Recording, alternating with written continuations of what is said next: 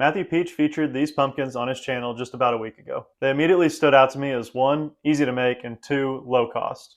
That just left one question.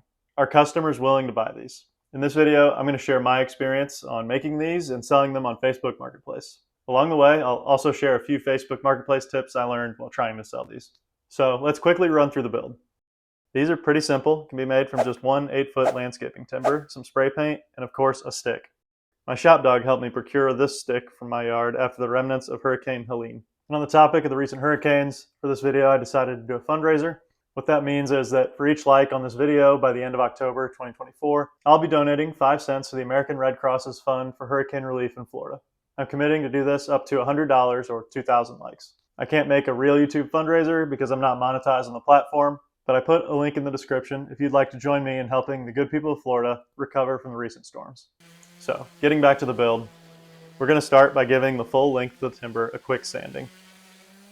These timbers can be somewhat rough, so I'm using 80 grit here just to knock off the roughest parts. After a few minutes of that, we'll cut it into our lengths. Start by cleaning up the end of the timber with a shallow cut. Then proceed by cutting 4-inch, 6-inch, and 8-inch lengths out of your timber. Each set of 3 will consist of 1 of each of these. Originally, I was going to make 5 sets of these. However, my board had some rough patches and I was only able to get 4 sets out of it. Once you have everything cut, we're ready to paint. I started with a layer of black on these since I'm going for the distressed wood look. This is just a matte black spray paint. The toughest portion of this is painting the ends of the timbers. The end grain absorbs a ton of paint, so if you go straight to white, you might have issues in coverage. After the black dries, go over everything again with a matte white. Allow these to dry for about 30 minutes. While those are drying, we can prep our stems. This is pretty straightforward as well. Just cut your sticks at random 2 to 3-inch lengths. I like mitering them at 5 to 10 degrees as well, so they look more natural. Then, once everything is dry, I took 120 grit sandpaper and knocked off some of the white paint to expose the black. Go over each of the pumpkins until you're satisfied with the level of distress. Now we can glue up the stems. I'm just going to use CA glue here. It's super strong and isn't going to be under stress in this build. Add your glue, press together, and hold for around 30 seconds. We now have the base of our pumpkins built, but we still have the most important part, which is how to get these prepped for sale. I originally tied some twine around the stem just to create sort of a bow, but being honest, it looked not great. But I went forward and put these on Facebook anyways and was met with some pretty underwhelming results at the $25 price point. Throughout the week, I worked on the wording, the title, the pictures, but nothing was really getting these to move. I even ended up running a boosted ad and dropped the price to $20 to see if I could get any traction. But still, didn't have much luck and barely anyone was clicking on the post. Finally, going into the next weekend, I decided to spruce up my presentation.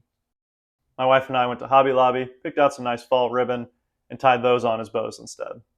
These pumpkins looked much better. Here's the side-by-side.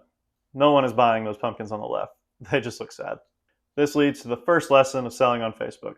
And everyone, including myself, has heard this 100 times already. But the presentation and the pictures are what really matter when you're trying to sell. There's so many items out there that are all vying for attention of buyers. Yours has to really stand out. If that first picture doesn't stop the user from scrolling to check out your listing, you're not going to get anywhere. So with the updated design, I relisted the pumpkins at $25 and then even boosted the ad again on Saturday night. By midday Sunday, I had sold one and was lining up a second. This leads to my second tip of the video for selling a marketplace, which I hadn't really heard before, which is the boosted listings can actually do a lot of good for your sales. I've seen the boost option on Marketplace before, but when you're just selling one-off items, that seems to cut into your profit quite a bit. However, when you're making smalls like these and you have 5 to 10 of them, that marketing cost is really spread across all 10 items, so it's not a lot of money in the end. So for our purposes, this ends up an awesome benefit because theoretically I could run just one ad and sell a dozen of these and not have to pay multiple times. Oh, and one more tip while we're talking about this, try to get your post up on Thursday to get it circulating. This will help you gauge interest early and see if the boost is really required. If you are going to boost your ad, do it Friday morning or midday. This will start pushing your item out there around Friday while people are getting off work. People are much more likely to meet up with you to buy these on a weekend since they have a little bit more time. They're not dealing with their work schedule. Just try to be as responsive as possible when those messages start coming in.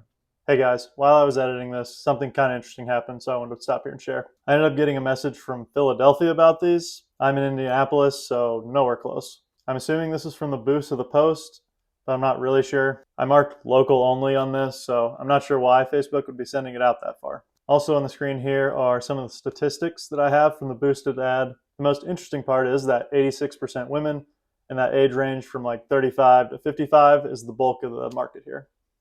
This is really good information to have. This is essentially your target market for your product. Having that knowledge can help you sell more effectively and really target your ad for that customer.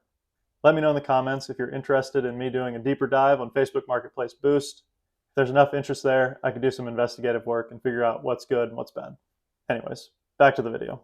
So the final verdict is yes, there is still a decent amount of interest in these, even moving into the last couple weeks before Halloween.